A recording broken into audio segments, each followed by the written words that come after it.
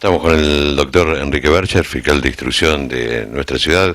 Como siempre, doctor, muy amable por recibirnos. Bueno, queríamos hablar de temas que son realmente interesantes, que a la gente le preocupa. Uno de ellos es la violencia de género. Vivimos en una provincia que se han dado casos muy trágicos en estos últimos años. Sí, bueno, la problemática de violencia de género ha copado los estados judiciales, no solamente, bueno, tanto en la Bulaye como en el resto de la provincia y seguramente del país. En Córdoba hemos tenido dos casos muy graves, ¿no? Dos homicidios en estos últimos 15 días.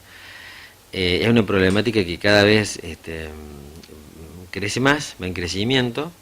Eh, Está muy asignados los roles de víctima y victimario. Y bueno, nosotros en la Bulaye el día de hoy tenemos 149 denuncias recibidas de violencia de género, perdón, de violencia familiar, no todas son violencia de género, que nos hace intervenir a nosotros como Fiscalía de Instrucción y luego interviene el Juzgado de Violencia Familiar. Nosotros como primera medida tomamos una serie le imponemos una serie de restricciones al agresor, que generalmente son restricciones de contacto y muchas veces también exclusiones de hogar, hasta que el juez de violencia familiar toma intervención y convalida no esa medida para proceder con las actuaciones. Es una problemática muy particular porque eso encierra además una patología insisto en esto, no es muy particular porque generalmente son renuentes, reinciden en esto y buscan una solución a un conflicto interno en la justicia que tiene que dársela la solución, pero muchas veces en forma muy tajante y luego hay que recomponer, reconciliar dentro del ámbito familiar estas heridas que bueno que son graves. Pero nosotros tenemos la obligación de actuar en forma inmediata y con medidas cautelares, que es lo que nosotros dictamos, porque son medidas cautelares en definitiva, esas restricciones, esas exclusiones, a fin de que esas personas no tengan contacto y no se agrave la situación, porque la violencia familiar es una violencia escalonada. Por eso terminan en casos tan graves como sucede en la provincia de Córdoba en estos últimos 15 días. A veces son ataques que se han caracterizado desde el punto de vista judicial como lesiones leves y terminan finalmente en homicidios. Gracias a Dios en esta ciudad nosotros no contamos con casos como ese. Doctor, ¿hubo alguna sentencia con respecto a este tema aquí en nuestra ciudad? Gente que ha quedado detenida por estos hechos, pero me gustaría conocer, y tal vez no sé si es la pregunta indicada para usted como fiscal, o tal vez para un sociólogo o un psicólogo, ¿cuáles son los hilos conductores que llevan a generar esta violencia de género dentro del ambiente familiar? Bueno, serían dos preguntas. Respecto a la primera, nosotros en muchos casos, en personas que han reincidido o han violado las reglas de conducta o las restricciones que le hemos impuesto y son aprendidos de flagrancia, quedan detenidos y porque justamente los fines del proceso implican respetar las medidas impuestas y lograr la actuación de la ley. Entonces, al violar esas restricciones, ejemplifican claramente el peligro procesal por el cual contamos con esta persona en libertad. Quedan detenidas a disposición de la Fiscalía y muchas veces terminan en juicios abreviados o se eleva la causa a juicio a la Cámara y se lo cita. El Tribunal Superior de Justicia de la provincia, siguiendo convenios internacionales, por ejemplo la Convención de Belém do Pará, ha sentado una jurisprudencia que estos casos de violencia familiar deben llegar a juicio, deben ventilarse, porque como es garante y tutor el Estado de que esta violencia cese, es imprescindible la realización del juicio.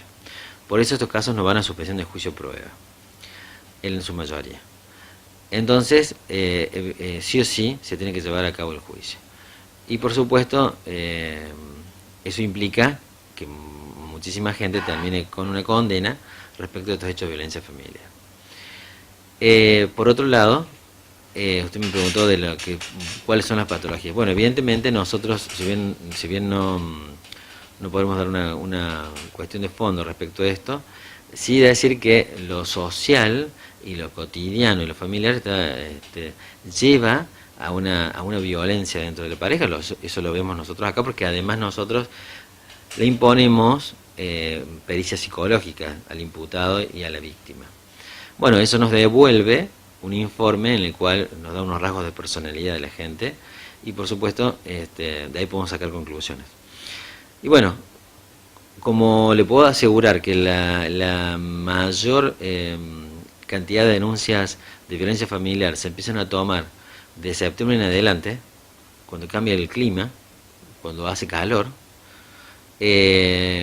mucho menos hay en invierno. Esto me lo había comentado, creo que el año pasado, y siempre me quedó grabado lo que usted comentaba, que en verano generalmente se incrementan los casos de violencia, y me gustaría que le comentara a la gente por qué. Bueno, eso está ligado a cosas tan normales como que con el calor todos nos ponemos más nerviosos, somos menos pacientes, y ligado también a la ingesta de bebidas alcohólicas, porque también a fin de año tenemos muchas fiestas de fin de año, y eso nos hace poner más agresivos, y esto es real, digamos, esto es una cuestión que está objetiva, que está acreditado por los números también de la cantidad de violencia, de denuncia de violencia familiar. Bueno, eso hace que con la llegada de la primavera hace que se incrementen, y eso dura más o menos hasta marzo, el mayor número de violencia familiar, de denuncia de violencia familiar. Bueno, eso y también está ligado con las cuestiones económicas, con cuestiones que mucho más de fondo se podría analizar respecto a cuestiones de realización, de cuestiones de cómo la familia o el grupo o la pareja descarga en la otra una cantidad de frustraciones. Pero insisto, esta es una cuestión muy superficial que puedo dar yo desde mi lugar. Doctor, digo, más allá de las sentencias, ¿también se le impone un tratamiento psicológico al agresor? Sí, de hecho nosotros cuando realizamos el juicio, ya sea que lo pide el Ministerio Público o la Cámara lo impone como una regla de conducta, un tratamiento psicológico mientras dure la condena. Eso le diría que en el 100% de los casos se impone justamente porque si no está acompañado de esto, seguramente vamos a volverle a ver la cara al agresor en tribunales. Doctor, otro de los temas que realmente lo preocupa a usted, y sabemos desde que asumió el Ministerio Público Fiscal, y lo ocupa, es el narcomenudeo. Me gustaría saber más o menos si tiene un parámetro de lo que se trabajó durante el año 2015 y lo que se viene trabajando durante el año 2016 con respecto a este tema. Bueno, desde que la provincia asumió la competencia del narcomenudeo, nosotros tenemos un volumen de trabajo muy grande, porque en esta ciudad, voy a hablar puntualmente de esta ciudad, a menos que a nivel provincial también los números son grandes. Nosotros en esta ciudad, desde diciembre del año 2012, que comenzó la competencia, hemos tenido una cantidad de procedimientos positivos, una cantidad de personas que han sido detenidas por este delito, porque tiene una pena muy alta, el mínimo es de 4 años. O sea, la venta de droga, al menudeo, tiene un mínimo de 4 años, lo cual lo torna, no es excarcelable. A partir de ahí, y bajo investigación que ha hecho la División de Drogas Peligrosas, y actualmente con la FPA, que es la Fuerza Policial Antinarcotráfico, que depende del Ministerio Público, nosotros seguimos trabajando con un volumen muy grande. Aclaro además, y esto es importante, porque evidentemente tiene un impacto social y la gente lo ve a esto cotidianamente cuando hay alguna información de las personas detenidas. El narcomenudeo es el último eslabón de la cadena del narcotráfico. Esto implica a la persona que termina vendiendo, así sea y denominado en el lenguaje común, un porro, que es un cigarrillo de marihuana, la venta de un solo elemento, podríamos hablar de que está configurado el delito. Y insisto en esto, no se persigue en la provincia de Córdoba, la justicia provincial, y en este caso quien le habla, que está a cargo del Ministerio Público en esta ciudad, no tenemos la facultad de investigar a los grandes narcos, sino que solamente tenemos la competencia para investigar los kioscos. Claro, esto depende de la justicia federal, del fuero federal. Si nosotros encontráramos un gran narco en la ciudad de La Bulaye, obligatoriamente tenemos que derivar la competencia a la justicia federal. No tengo competencia para investigar a los grandes narcos. Nosotros investigamos los kioscos, el narcomenudeo. Es muy gráfico, ¿no? El narcomenudeo. Esa es la competencia que tenemos nosotros. Bueno, como a veces es de público conocimiento en esta ciudad, se hacen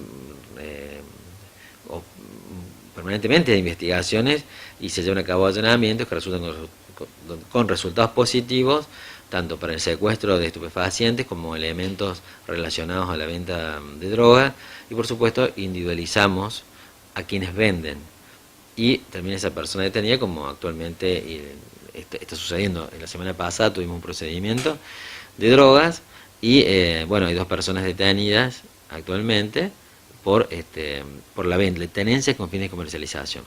Generalmente la imputación es esa, a veces se agrava porque hay personas que por el número de gente que vende se agrava el delito, y la calificación legal también se cambia, no solamente es tenencia con fines de comercialización agravada, sino también que hay un delito que se llama confabulación. Bueno, esa confabulación es lo más parecido a lo que comúnmente se conoce como una asociación para cometer un delito. O sea, hay una distribución de roles, hay una diferencia jerárquica de actuación dentro de esta delictiva, y que nosotros, por la investigación que llevamos a cabo, podemos ordenar, y como pasó, causas muy importantes que han llegado a juicio y ha habido condenas en esta ciudad. Bueno, aunque lo normal, si insisto en esto, siempre es que haya 1 o 2 personas relacionadas con el delito. Las causas en las que hay multiplicidad de imputados son las menos. Doctor, con respecto a la gente que se acerca a Fiscalía a denunciar, la gente se compromete, la sociedad se compromete, no solamente en la causa de violencia de género, sino en muchas otras que tal vez tengan repercusión a nivel de nuestra ciudad. Bueno, sí, hay mucha gente que viene a denunciar. Por ejemplo, voy a diferenciar los delitos. Respecto de violencia familiar, la problemática mayor es que la persona que denuncia generalmente después, por una cuestión hasta de necesidad, porque además esto es patológico, ¿no? La mujer, cuando es la mujer la que denuncia y es el hombre el que trabaja en la casa, después que denunció, que se toma alguna medida judicial, la mujer muchas veces ha venido a decir, no quiero levantar la denuncia, como bueno. Porque esto está ligado también no solamente a lo afectivo, porque eso existe y sigue existiendo en causa de la denuncia, sino también a lo económico, porque es la persona que mantiene al resto de los integrantes de esa familia. Bueno, esa problemática es muy grave porque sigue poniendo a la mujer, en el caso de que la mujer sea la víctima, insisto, sigue poniendo a la mujer en situación, la revictimiza. Sigue siendo víctima de nuevo, porque no solamente ha sido víctima de por ejemplo, de una amenaza o de unas lesiones, porque ha recibido golpes, no solamente el maltrato de parte de su pareja, sino que hasta depende económicamente. Mire lo vulnerable que es. Bueno, eso es muy grave desde el punto de vista social.